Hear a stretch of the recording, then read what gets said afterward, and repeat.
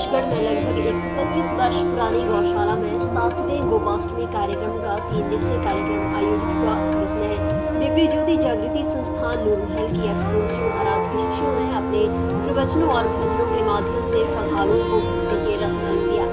इस मौके पर कथावाचिका साध्वी जयंती भारती ने अपने प्रवचनों के माध्यम से गौ माता और भगवान कृष्ण की महिमा का गुणगान भी किया।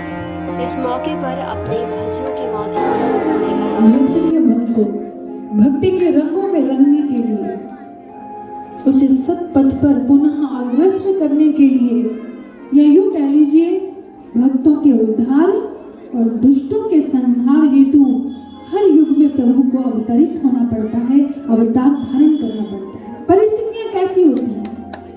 कहते हैं कि जिस समय द्वापर युग में भगवान श्री कृष्ण के जन्म के पहले की परिस्थितियां हैं मथुरा, जिस पर कंस का राज्य है।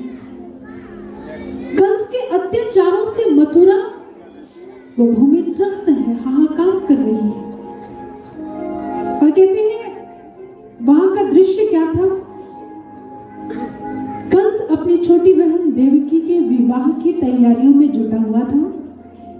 विवाह के दिन जैसे जैसे निकट आ रहे थे, अब वो घड़ी भी आ पहुंची। कहते जिस समय संपूर्ण विधि विधान से विवाह संपन्न होता है वसुदेव जी के साथ, अब विदाई का समय हो रहा है। कहते हैं कंस तेज तेज डग भरता हुआ अपनी बहन के कक्ष की ओर बढ़ता है। आज बड़ा प्रसन्न है, बहन को विदाई देनी, इसलिए आज जाते ही बड़े स्नेह से अपनी बहन से कहा, मैंने तुम्हें उपहार में बहुत कुछ दिया है, मेरा स्नेह प्रेम सब कुछ तुम्हारे लिए है। और एक बात याद रखना सदैव, जीवन में कभी भी कोई कष्ट हो तो अपने भाई को स्मरण करना, मेरी खड़ग में अभी भी इतना बल है, तुम्हें कभी कोई कष्ट नहीं आने दूंगा। और हमने आज निर्णय लिया है कि विदाई के समय तुम्हारा रथ सब साथी बनकर खींचेंगे, तुम्हें इस विदाई में हम आगे लेकर जाएंगे। ये समाचार पूरे नगर में फैल गए। अब विदाई का समय आ गया। कहते हैं आज कंस सीधा रथ के अग्रभाग में जाकर बैठ गया और वर वधू पीछे वाले भाग में बैठे हैं। हाथ में रथ की बलगा लेता है और जैसे उसे खींचा, घोड़ों के हिनहिनाने की ध्वनि, और जैसे रथ धीरे धीरे आगे की ओर बढ़ रहा है, आज प्रजा वीथियों से अपने झरोकों से निहार रही इस दृश्य को। अरे देखो भाई का स्नेह, बहन का रथ स्वयं खींचकर आगे की ओर लेकर जा रहा है। वो भी बड़ा आनंद है, बड़े स्नेह में। लेकिन कहते हैं जैसे ही उस रथ को खींचकर धीरे धीरे वो आगे की ओर लेकर गया, अभी नगर के द्वार पर पहुंचा ही था कि एकाएक बादलों की गड़गड़ाहट होती है, एक गर्जना होती है, एक ध्वनि होती है, और उसी गर्जना के बीच में, उसी ध्वनि के बीच में एक भीषण आकाशवाणी होती है, एक गंभीर आकाशवाणी। हे मूर्ख कंस, जिस बहन के रथ को इतने स्नेह से खींचते हुए लेकर जा रहा है, उसका अष्टम गर्भ तुम्हारा काल होगा, उसी के हाथों से तुम्हारी मृत्यु निश्चित है। इतना सुनना ही था, उसके हाथों से बलगा छूट गई। हृदय से जो स्नेह की नदी है वो भी साथ में सूख गई, उसकी जो भ्रुकुटियां हैं वो तन गई, वो एकदम से रोष में आ गया और उसने अपनी खड़ग निकाल ली। अब जैसे ही मयान से तलवार को निकाला और अपनी बहन की ओर देखा, मन में सोचा इसका अष्टम गर्भ मेरी मृत्यु का कारण बनेगा, आज मैं इसे समाप्त कर दूंगा, क्योंकि अगर यही नहीं रहेगी तो इसकी संतान मेरा वध कैसे कर पाएगी। आज देखते देखते जैसे ही खड़ग लेकर आगे बढ़ा तो वर ने दोनों हाथ जोड़कर कहा, आप तो भ्राता हैं, ये आपकी बहन है, नारी है, इस पर हाथ उठाना आपको शोभा नहीं देता। हे राजन, आपको भय तो इसकी संतान से है, और मैं आपको वचन देता हूँ, मैं अपनी एक एक संतान जन्म लेते ही आपको अर्पित कर दूंगा। आप जैसा चाहे उसके साथ वैसा व्यवहार करें, लेकिन कृपया इसे जीवन दान दे दें। कहते उस समय कंस के हृदय में ये बात आ गई, उसने जीवन दान तो दे दिया, लेकिन दोनों को, वर और वधू को, कारागृह में डाल दिया। और इधर अनंत अत्याचार वर्षों वर्ष बीत रहे हैं, समय बीत रहा है, और कहते हैं प्रभु के आगमन की जो तिथि है वो निकट आने वाली है।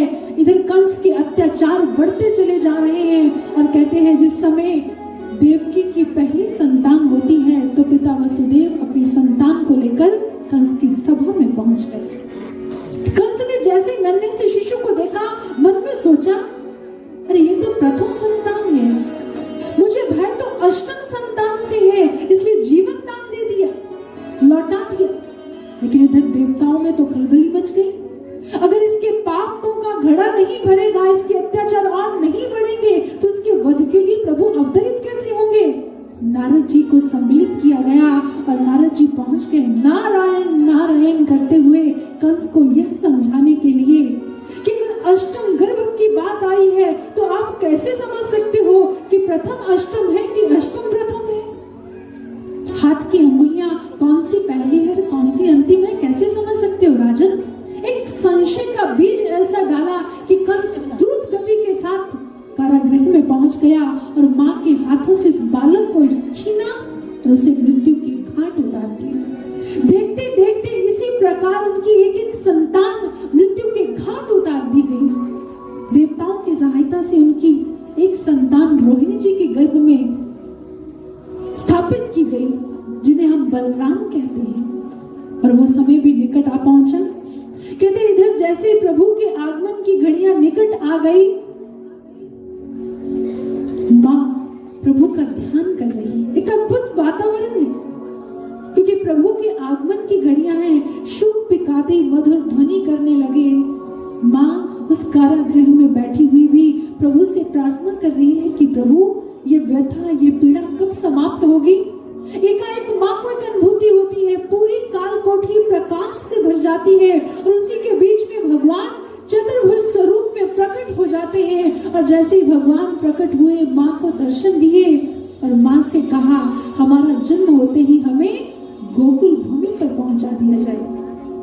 अब जैसे ही प्रभु ने ये संकेत किया और देखते देखते वो तिथि वो समय वो घड़ी निकट आई और मां के गर्भ से प्रभु ने जैसे ही जन्म लिया, बालक ने जन्म लिया अर्धरात्रि का समय। और कहते जैसे ही बालक ने जन्म लिया तो मां ने पिता से कहा, प्रभु की आज्ञा है अभी इन्हें शीघ्र अतिशीघ्र गोकुल भूमि पर पहुंचा दिया जाए। और कहते हैं पास में उन्हें एक छोटी सी टोकरी जो भी मिला उनको, उसमें प्रभु को लिटाया गया नन्हे से बाल स्वरूप में। और कहते जैसे ही पिता ने उन्हें देखा और कहा, मेरे हाथों में तो हथकड़ियां हैं, पांव जंजीर से बंधे हुए हैं और कारागृह के ताले लगे हुए हैं, मैं किस तरह से गोकुल जाऊंगा? उन्होंने कहा, मां ने कहा प्रभु की आज्ञा है, आप उस आज्ञा का पालन कीजिए। और कहते जैसे ही उस प्रभु की आज्ञा का पालन करते हुए उन्हें अपने शीश पर धारण किया, कहते हैं उनके हाथ की हथकड़ियां टूट जाती हैं, पांव की जंजीरें छूट जाती हैं और देखते देखते कारागृह के ताले खुलने प्रारंभ हो जाते हैं। मानो प्रभु यही कहना चाहते हैं, जब तुम अपने जीवन में मुझे शिरोधार्य करते हो तो मैं तुम्हें बंधनों से मुक्त कर देता हूँ। और कहते हैं लेकर उन्हें गोकुल की भूमि की ओर बढ़ते हैं। मार्ग में श्री यमुना जी अत्यंत प्रसन्न प्रभु के चरण प्रक्षालन करती हैं और प्रभु की आज्ञा पाकर जैसे ही उन्हें गोकुल धाम छोड़ा गया और वहां से उनकी पुत्री को मां यशोदा ने एक बालिका को जन्म दिया, उन्हें पुनः लेकर वो कारागृह में लौट आते हैं। और कथा बताती है कि किस तरह प्रातः काल होते ही अष्टम संतान का समाचार पाते ही जैसे ही कंस उस कारागृह में पहुंचा, उसका वध करने के लिए अभी बालिका को पकड़कर शिला पर पटकने ही वाला था कि वो हाथों से झटककर महामाया का रूप धारण कर गई। उसने अट्टहास करते हुए कहा, हे मूर्ख, तुम्हारा काल जन्म ले चुका है और तुम्हारी मृत्यु अवश्य भावी है। कंस अचंभित, ये कैसे हो गया? लेकिन इधर दुष्टों के संहार का समय निकट है तो इधर भय का वातावरण है, उधर भक्तों के उद्धार का समय है। तो गोकुल भूमि पर कैसा वातावरण है? अरे उधर शहनाइयां बज रही हैं, मिठाइयां बट रही हैं। इधर नन्हे से बालक के जन्म का समाचार पूरे गोकुल गांव में फैल गया और सारे प्रभु के जन्म की बधाइयां गा रहे हैं। बधाई हो, बधाई हो, मां यशोदा ने एक सुंदर से बालक को जन्म दिया है। और देखते ही देखते गोकुल की भूमि पर देव पुष्पों की वृष्टि कर रहे हैं। किस तरह ढोल नगाड़े बज रहे हैं और बधावे बट रहे हैं। आइए हम भी सम्मिलित होते हैं।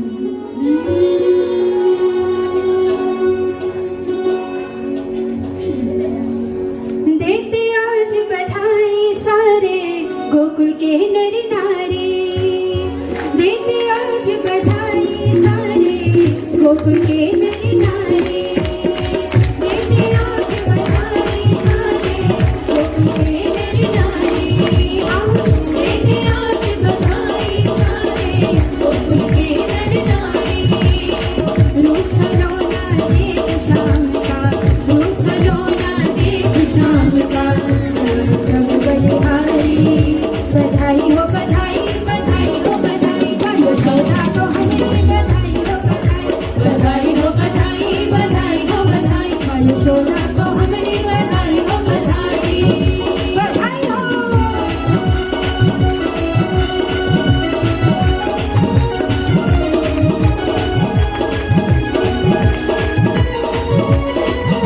बधाई हो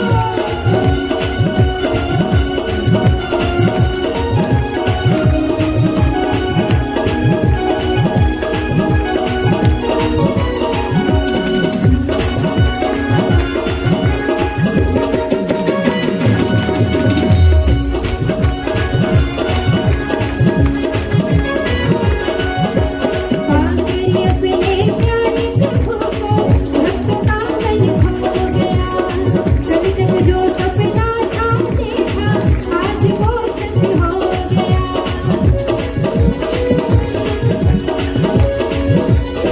वो पागल अपने प्यारे प्रभु को भक्त का मन खो गया कभी तक जो सपना था देखा आज वो सच हो गया आ गए हैं तारनिहारे आ गए हैं तारनिहारे आज है छाई बधाई हो बधाई बधाई हो बधाई माँ यशोदा को हमें बधाई हो बधाई बधाई हो बधाई बधाई हो बधाई माँ यशोदा को हमें बधाई हो बधाई ऊना से न्यूज़ सुपर भारत के लिए राजन ठप्पा की रिपोर्ट। आप बड़ी खबरों के लिए बने रहिए न्यूज़ सुपर भारत के साथ।